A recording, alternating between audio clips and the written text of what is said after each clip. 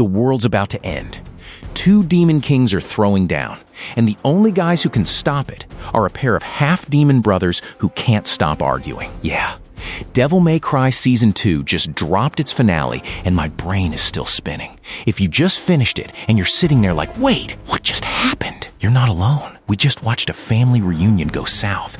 A literal god gets swatted like a fly, and a betrayal that actually might not be a betrayal. Welcome back to your nerdy show. I'm your host, Spoiler Master. Today, we're breaking down that insane ending, from the fall of Argosax to the heartbreaking reason Virgil stayed behind in the demon realm. And stick around, because we have to talk about that Jester reveal. Lady's family tree just got a whole lot weirder. The chaos at the rift. All right. Let's set the stage.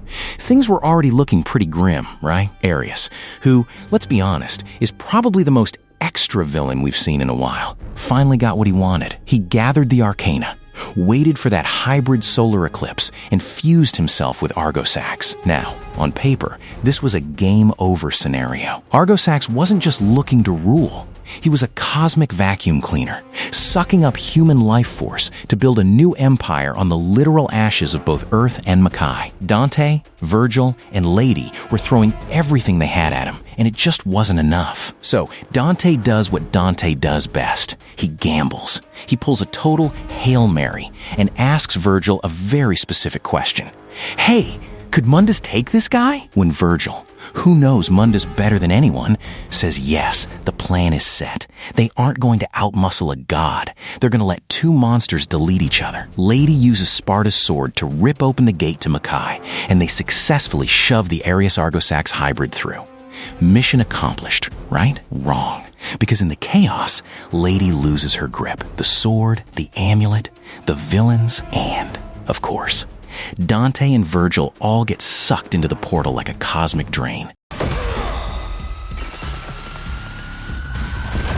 The short life and sad death of Arius. So, we land in Makai, and this is where things get real interesting. We see Mundus court, and Beowulf is already stirring the pot.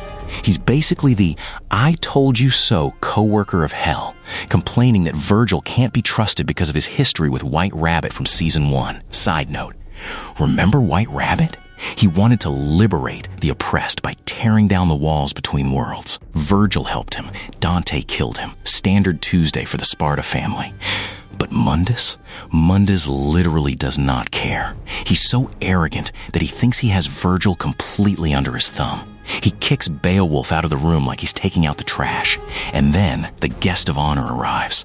Argosax and Arius come tumbling through the rift, and man, Mundus does not miss a beat. He kills Argosax again, almost instantly. It's a total power move. It shows us that as scary as the Season 2 villains were, Mundus is on a completely different level of don't mess with me. Arius' final words were honestly kind of pathetic, weren't they?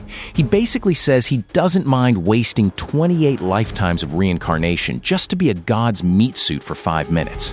Talk about a cope, right? Imagine having the power to live forever and using it to be a glorified battery for a demon.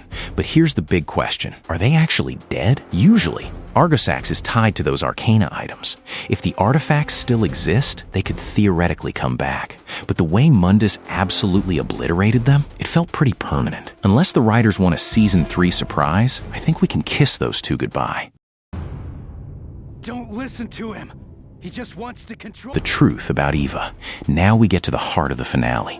The confrontation between the sons and the king of hell. Dante and Virgil are standing there, ready to seal the rift and get the heck out of Dodge.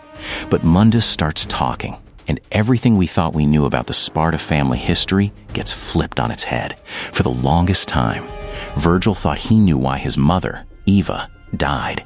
But Mundus admits he's been gaslighting Virgil for years.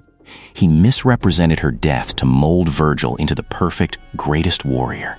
He wanted to kill their sapien, or human side. In Mundus' mind, being human is a weakness. It's a virus that needs to be purged so the demon half can truly shine. Here's the crazy part, though. Mundus actually tries to act like the good guy for a second. He tells the brothers he had no beef with their father, Sparta. He says Sparta was just too righteous and couldn't handle Mundus' ambition. It's like that one toxic friend who says, "I didn't lose my best friend. They just couldn't handle my success." Mundus actually thinks, or at least pretends to think, that Dante and Virgil will see his side of things and join him in expanding Makai to Earth. He even insults Eva's memory to their faces, calling her murder a necessary step. Big mistake. Huge. You do not talk about Dante and Virgil's mom. The brothers immediately stop bickering with each other and start doing what they do best. Absolute carnage. They tear through Mundus minions like they're made of wet paper. You also killed my mother. Why Virgil stayed, it's not what you think. This is the part that had me shouting at my screen. The rift is open. Dante is ready to go home. He tells Virgil, "Let's go. We've got the amulet. Let's seal this thing." And Virgil stays. At first, it looks like a betrayal. Dante definitely feels like it's a betrayal. He thinks Virgil is choosing the throne of Makai over his own brother. But if you look at Virgil's face and listen to what he says about his human side, the truth is way more tragic. Virgil realizes that as long as Mundus is alive, Earth will never be safe. And he also realizes that if he goes back to Earth with Dante, he'll get soft. He'll lean back into his humanity. To kill a monster like Mundus, Virgil thinks he has to become a monster himself. He's not staying because he wants to rule. He's staying to be the ultimate gatekeeper. He's sacrificing his chance at a normal life. And his relationship with Dante to wage a one-man war in hell so the demons never reach the surface again. When Virgil chucks Dante back through the rift with the amulet, he's effectively locking himself in a room with the world's biggest bully. He tells Dante that Makai will eventually invade Earth under his rule. But let's be real. That was just him hyping himself up. It was his way of saying goodbye without having to deal with the human emotions of a real farewell. So, Dante is back on Earth, the rift is sealed, and Virgil is somewhere in the depths of Makai, probably standing on a pile of demon corpses, getting ready for the fight of his life. We didn't see the fight between Virgil and Mundus yet. They're definitely saving that for Season 3, but it's a win-win for Mundus in a twisted way. If Mundus wins, Virgil is dead. If Virgil wins, it proves Mundus was right about how to create the ultimate warrior. Dark stuff, right?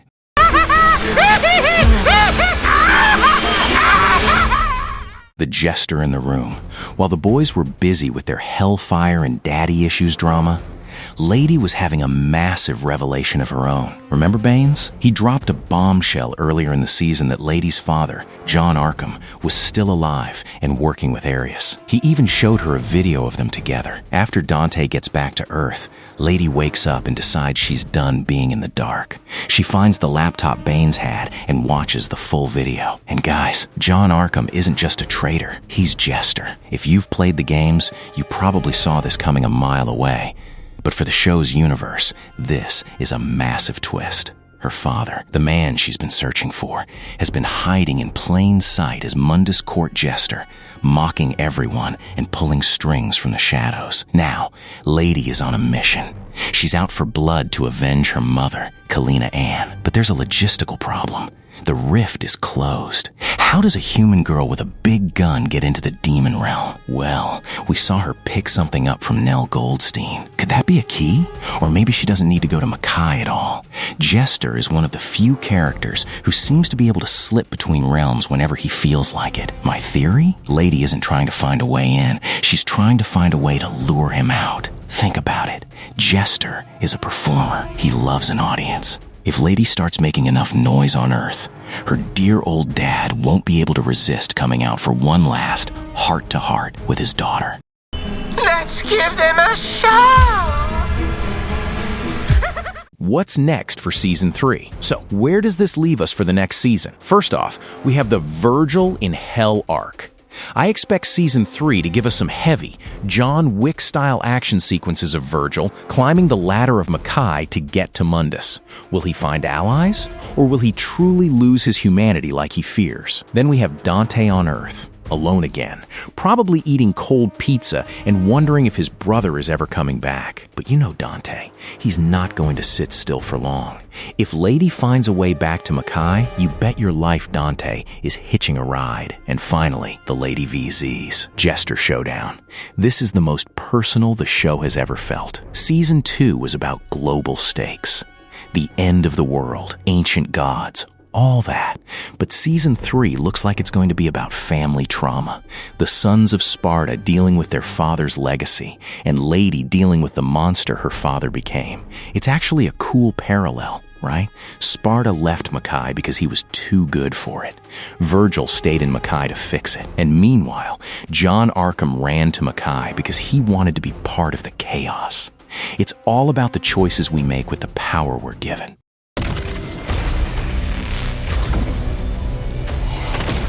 Our nerdy thoughts. Honestly, this finale was a roller coaster. It managed to wrap up the Argosax threat while simultaneously making the world feel 10 times more dangerous. Mundus is still out there, Vergil is MIA, and a murderous clown is running around with a family connection to our favorite demon hunter. But hey, that's just my take on it. What did you guys think? Do you think Virgil actually has a chance against Mundus by himself? And what was that item Lady got from Nell? Is it a weapon, a key, or something else entirely? Drop a comment below and let's talk about it. I'm dying to hear your theories on how they're going to top this in Season 3. If you enjoyed this breakdown, do me a huge favor and hit that like button. It really helps the channel out. And if you want more Devil May Cry lore, theories, and ending explained videos, make sure you subscribe and turn on notifications so you don't miss a thing. Thanks for hanging out with me today. Stay stylish, and I'll see you in the next one. No, what the heck, I'll laugh anyway.